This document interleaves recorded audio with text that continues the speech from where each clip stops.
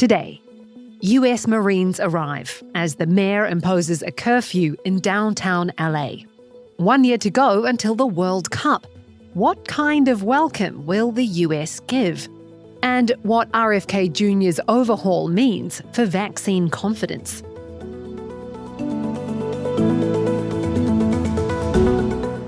It's Wednesday, June 11th. This is Reuters World News, bringing you everything you need to know from the front lines in 10 minutes every weekday.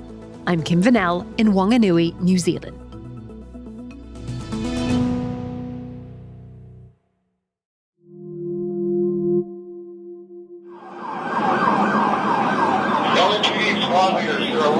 A curfew is in place in downtown LA, and more police are being sent in as authorities try to avoid any escalation of anti-ICE protests. Law enforcement will arrest individuals who break the curfew, and you will be prosecuted. LA Mayor Karen Bass says looting and graffiti was a tipping point for the decision. Tuesday marked 5 days of protest over immigration raids, which are seeing the rounding up of undocumented migrants. Bass is emphasising that what's happening downtown is not affecting the whole city. In another part of LA, 700 Marines have arrived, adding to the 4,000 National Guard troops already mobilised. Photographer Mike Blake has been covering the protests. These are not big demonstrations by any sense of anyone's imagination. I mean, they're not that big. I saw most of the crowd on Sunday from where, and there's maybe 5,000 people there. Black Lives Matter was in the tens of thousands. And it's in a very small area of Los Angeles down by the Federal Building, which is like, it's not even the size of Times Square even. Like, it's tiny little area. There's a lot of presence of the LAPD. There's the Los Angeles County Sheriffs. There's the California Highway Patrol, which is a state. So they have their own kind of riot teams there. And now we have the National Guard that have come in to basically surround the Federal Building there. And today we were searching for the Marines. They were coming from 29 Palms. And that's a whole different ballgame in America. Having the president send active military people here, that's something that's not something that happens in America. State and local officials have called Trump's response an extreme overreaction to mostly peaceful demonstrations. President Donald Trump defending his decision in a speech before soldiers at Fort Bragg. If we didn't do it, there wouldn't be a Los Angeles. It'd be burning today.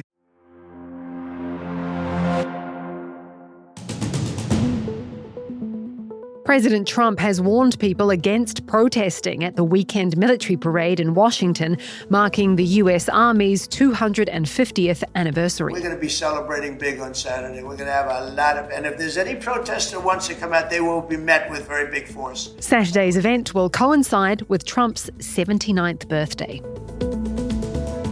The immigration raids, meanwhile, are continuing. One at a meat production plant in Omaha, Nebraska, saw some 80 people detained, according to Congressman Don Bacon. Homeland Security says it's the largest worksite enforcement operation in the state during Trump's presidency so far. Elon Musk says he regrets some of the posts he made about Trump. Posting on his social media site X in the small hours of the morning, quote, "They went too far."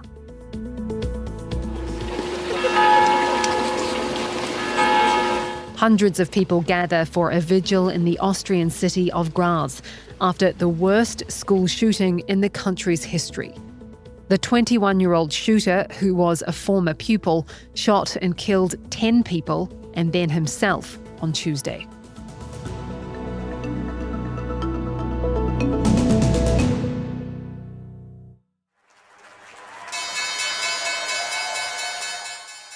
The US and China have agreed to get their trade truce back on track. Carmel Crimmins is here with more.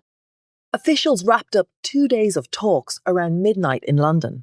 US Commerce Secretary Howard Lutnick says the agreement means that restrictions on Chinese exports of rare earth minerals and magnets and some recent US export restrictions will be removed in a balanced way. So that's good news for US auto and defence companies that rely on those minerals. But Lutnick didn't provide any details on the agreement. The deal puts the so-called Geneva Consensus back on track. That brought down tariffs from triple-digit levels.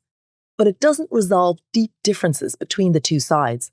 As one analyst put it, we're back to square one, but that's much better than zero. So the two sides have now until August 10 to negotiate a more comprehensive agreement, or else tariff rates will snap back from about 30% to 145% on the US side, and from 10% to 125% on the Chinese side. So LA may have its hands full at the moment, but later today, the city is also hosting an event to mark 1 year to go until the World Cup, which will be in Los Angeles as well as other cities in the US, Canada, and Mexico. But the tensions in California and nationwide immigration crackdown are becoming an unavoidable complication for city officials who are gearing up to welcome potentially millions of foreign soccer fans. Our sports correspondent Amy Tenery has the latest. The Trump administration has assured not only World Cup organizers, but Olympic organizers that they will be able to open their doors to the world to come compete, to watch, to enjoy. But at the same time, it is a country that has or is in the process of outright banning travelers from 12 different countries.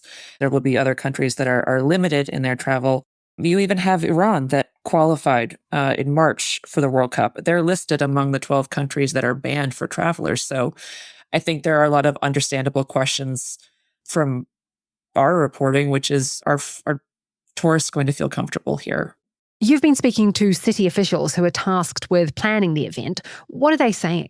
The host committee executives that I've spoken to clearly are not going to stray from the party line too much, right? They're all sending a unified message, which is that they're ready to welcome the world and they're ready to party. At the same time, they've also made it clear that they recognize that these travel bans exist, that there are protests happening in Los Angeles, that the federal government has moved military force in to face off against civilians. This is not lost on them. So I spoke with one host city executive from Miami who said that she's been in touch with members of area consulates to make sure they have the resources they need to work with any international travelers who may have concerns about coming to the United States. As we reported yesterday, Robert F. Kennedy Jr., the longtime vaccine skeptic who now heads the US Department of Health and Human Services, has laid off all 17 members of a CDC panel of vaccine experts and replaced them with his picks. Our health team has been looking into Kennedy's claims for this purge and what the impact might be. Michelle Gershberg is our global health editor. So, Michelle, Kennedy says he did this to re-establish public confidence in vaccine science. Is that what's happening now? Vaccine experts, virology experts, their concern is the message that's being sent in just firing everybody all at once as if there was a specific emergency happening. The criticism that we've heard is that sends a message not only for the future of how decisions are going to be made in the future, and we feel uncertain over how those decisions are going to be made because we know how this group made their decisions. That process was very clear to us. But also, how does it reflect on the decisions that have already been made, right? We have a current vaccine schedule protocol for giving people immunizations of all ages. And what does that say about it?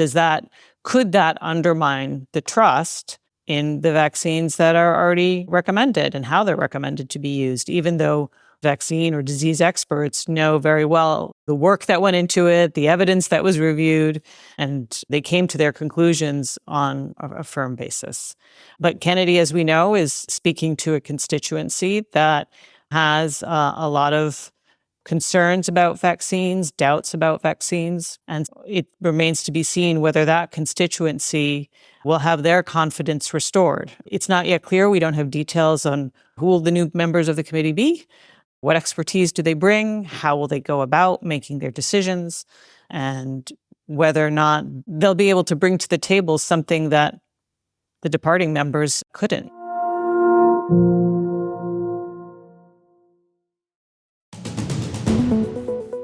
And for today's recommended read, Potatoes and Policy. Surging potato prices in Russia are being monitored by the central bank as it prepares to set interest rates. In Russia, food accounts for a whopping 40% of the basket used to calculate inflation, and the price of potatoes and other staples is a major reason for its tight monetary policy. We'll drop a link to that story in the pod description. For more on any of the stories from today, check out Reuters.com or the Reuters app. Don't forget to follow us on your favourite podcast player. We'll be back tomorrow with our daily headline show.